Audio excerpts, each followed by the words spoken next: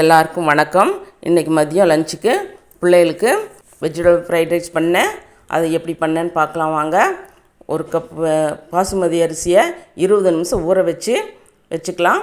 ஒரு பாத்திரத்தில் தண்ணி வச்சு கொதித்த பின்னாடி கொஞ்சம் தேவையான அளவு உப்பு போட்டுட்டு அந்த ஊற வச்ச அரிசியை போட்டு ஒரு 90% வெந்த பின்னாடி தண்ணியை சுத்தமாக வடித்து ஆற வச்சுக்கலாம்.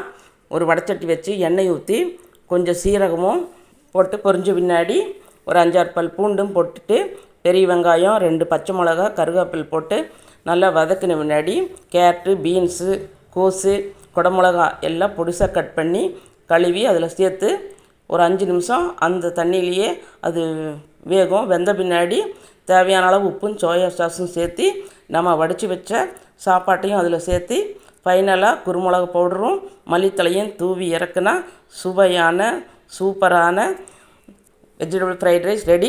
நீங்களும் இதே மாதிரி செய்து பாருங்கள். வாழ்க வளத்துடன் நலத்துடன்.